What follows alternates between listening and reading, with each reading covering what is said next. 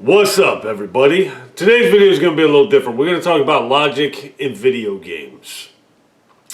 Now, we all have different levels when it comes to our suspension of disbelief.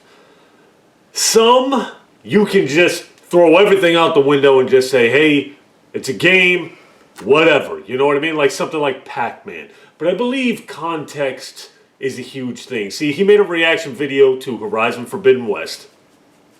And a lot of people in that comment section had a problem with you saying Sony focused more on graphics instead of logic. So I saw a lot of comments saying, dude, it's just a video game. Somebody tell this kid it's just a game. Logic in video games don't apply. Blah, blah, blah, blah, blah, blah, blah, blah. But see, I feel like they do. Now, I'm going to give little man the floor here in just a second. One of the main points, one of the main things I saw was somebody said, okay, so Horizon Forbidden West it doesn't have logic because you have a bow and arrow shooting robot dinosaurs, but yet you can take on 1,000 enemies in Call of Duty, and when you get shot up and you're all red and you're pulsating, you automatically just miraculously heal. Why is that okay? But Horizon Forbidden West isn't logical. Why is it okay for you to run around as a Roblox character, a little black guy, shooting other little black guys? But that's cool. But Horizon Forbidden West is illogical. How come it's okay for you to play as the Master Chief and go and take on a horde of aliens on a planet shaped like a ring? That's fine. But Horizon Forbidden West, arrows and robot dinosaurs, which I myself am not too fond of. That's where you draw the line. Talk to me. Okay, so in the video, it is entirely my fault for not clarifying about the whole aspect of what I meant by logic in the game. Tell me what you meant. Obviously, games are illogical. Games can only go so far into being realistic before the game's deemed too realistic and virtually unplayable. Why is it unplayable? Because it's not fun? It's not fun. Yeah. Okay, alright. Now, the thing that threw me off about Forbidden West was mainly the fact that we are shooting giant robotic dinosaurs. Mm-hmm. And in games, I hate shooting machines. It's Halo's Prometheans all over again. Right. And the fact that we're shooting these machines is all like these giant dinosaurs, dinosaur machines, and shooting these suckers with bows and arrows and stuff like that. It's like, that's not the part that bothers me. It's the fact that we are shooting the machines that where logic just comes into my head. And that's when it applies. When I don't already like the concept, and then on top of that, the logic doesn't make sense, that's where it applies. Okay. Okay, which is understandable. So we will make exceptions for things that we like. Whereas, but see, I feel like that's not entirely all it is. Because I feel like some games follow a realistic baseline. Whereas you got Master Chief. Now, I will take whatever you tell me in your story. If it's your story, I'm going to accept what you tell me in your story.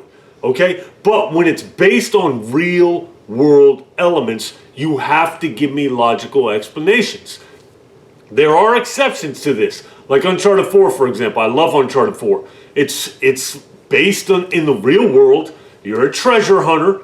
You can run and jump and shoot and all that kind of stuff and fight, all that crap. But he's Ninja Warrior. You know what I mean? Nathan Drake looks like he's about $180, $190. From what we can tell, the guy doesn't work out. But he can do shit that most people, nobody could do. His little swinging across and swing. You know what I mean? But those are the little exceptions that we make. In Call of Duty, when we get shot up, if we were just to get killed in 2 shots and not heal, the game would be unplayable. Yeah, let's bring that up. Okay, so like we've already mentioned, and how it's obvious at this point, games can't be too realistic, or else that takes away the entire playing experience. That takes away from it being a game, and more like just another simulation of real life. Right. And when it comes down to it, yes, it's an unrealistic concept. But I also look at it, and it's like, at least you're having me shoot human enemies. At least I am having an enjoyable experience fighting these guys. If I got shot once or twice, and then my screen was red the entire time, and then I died slowly from blood loss, that would take away from the entire experience of the game. Hell, let's just go like this, and let's say that happens to you. You die, and then you can't play the game again. Let's just say it shuts off. Yeah, nobody would play it. Exactly. Yeah, nobody would play it. One of the things that bothers me, like for instance, I believe Red Dead 2 is one of the most immersive experiences you can have. There'd be times in Red Dead 2 where I'd just be walking through the town on my horse, literally just walking, looking around. I am in that experience. I am Arthur Morgan in that game. That's me on that horse. I'm immersed into that world. A lot of games, like when I play Horizon Forbidden West, I'm running around as Aloy, you got the hair flowing, I'm shooting robot dinosaurs with the bow and arrow. To me, that's more like playing Pac-Man. There's just no immersion for me. The world is gorgeous, the gameplay's tight, her movements are freaking super fluid. I just cannot immerse myself into that character or in that world because I'm a lot like him. It's just shooting robots is just not my thing. Division 2, when I gotta shoot robots, I hated it. Ghost Recon Breakpoint, when I gotta shoot the drones, I hated it. Just let me kill the humans. So I completely and totally understand where you're coming from. One of the things that bothers me about Red Dead 2, though, where you'll get shot and you're running around with bullet holes coming out of your back that went in through the front and they're just sitting there. You know what I'm talking about? And it's like, Rockstar, please fix that. I don't want to see bullet holes because it takes you out. How are you still running around with these bullet holes hanging out of you? Okay, alright. So that kind of reminds me about healing in video games. And Far Cry 2 and the original Far Cry games is like a pretty good example of this. Some people really like the whole healing animations, how you go like this and then just snap your arm back into place. Right. And yeah, that's pretty cool. But when it comes down to it, that also kind of takes me out of the experience. Because, let's put it this way. Let's say that you just got blown up, okay? And after you just fall into the ground, after taking an explosion, shrapnel, everything coming at you, and then you get up. And then the only thing you do is your arms like this, and then you just fix it. I got you, but what do you want him to do? You want him to pull out a trauma kit, you know what I mean? Start doing surgery on his insides? Yeah, you know? It's stupid, but it's like... It's designed to make it slightly more immersive. Like when he takes a knife and he digs the bullet out of his arm, you know what I'm talking about? Yeah.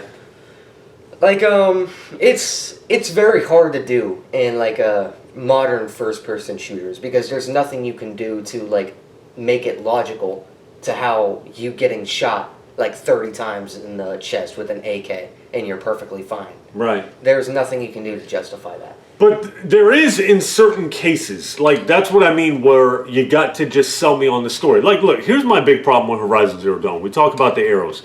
Yes, I know you can get the acid tips, which it would be very cool if when the acid hit the dinosaur, you could see those parts melting off. That would be really cool. One of the problems that I have is that Jabos are just so weak. You know what I mean? That's the thing. I mean, this kid even told... What's the FPS, feet per second? Okay, so let's... Alright, what so that was a point that I really wanted to emphasize. Like, we were talking about, like, guns versus bows, and then you came in... You showed me a video of these armor-piercing arrows going into the side of a truck. Right. And it did pierce. However, these are giant machines in the future. Made by machines. These robots have probably this futuristic titanium, probably stronger armor, and arrows where the maximum speed for the fastest arrow fired out of a strong modernized bow is 300 FPS. I thought it was 4. I thought it was 400 feet per second. 3 to 400 FPS. And when your fastest bullet fires at over 4,000 FPS. Which bullet does that? I don't know which one specifically, but I looked it up. The fastest bullet can go over 4,000 FPS. Yeah, and a bullet doesn't, or an arrow doesn't have near the energy distribution that a bullet has. You know what I mean? A bullet is bringing a serious amount of just kinetic energy with it. The FPS is just night and day better. Now look, yes, it's nitpicking, But as he said, it's already a concept that's silly. Whereas for me, all you have to do to explain this is make it a futuristic looking bow. And say the FPS is drastically increased because of this and this technology. Yeah, let's talk about that. Like Yeah. futuristic bows. Like the bows in that game literally have band-aids strapped to them. I don't know like, if they were Band-Aids. They're not band-aids, but they're like survival straps. Look like they stuck bandages on it. They're probably still firing like strings that you get off of like, what are those things called? Like the little wheels that have the string all over them? I don't know. The string wrapped around them. I don't know what they're called, but you get the point. Just like string that you get at like your Dollar Tree and stuff like that. Well, here's the defense. The tips are made from the machines themselves, and that's why they're able to pierce them. The machines were designed to assist humans. It ended up going sideways, but they were designed to do a terraforming process and help repopulate the earth and this and that. That's why their weak points are all on the outside. But then you got these war machines. They're definitely not designed to help humans walk around like a spider, turn around with their gun turrets and everything. I just feel like arrows, you know what I mean? It's just a hard concept to swallow. Now listen, I enjoy the gameplay of the game. I enjoy the gameplay. But for me personally, like, I want you to sell me the concept of, let's say I'm one of the characters in Avatar, one of the blue people. I can run and jump super high. My bones are reinforced as opposed to a normal human. I'm super strong. We are on a different planet, so our bow and arrows are like super strong and super reinforced, and the FPS are way better. The feet per second is just way better, way stronger. They hit with much more impact. And instead of shooting robots, we're fighting actual dinosaurs. We can run and jump super high and stuff like that. To me, that would be much more awesome because I like to shoot enemies and see blood. I like dismemberment and stuff like that. Gore is a very important aspect in like games. I feel like gore is very, very freaking satisfying depending on how it's used. Like in Gears of War, you'll use the long shot, like the sniper rifle, and you'll hide behind cover. Then you'll pop out, shoot the dude, and it's not like he'll just fall backwards with his head still attached.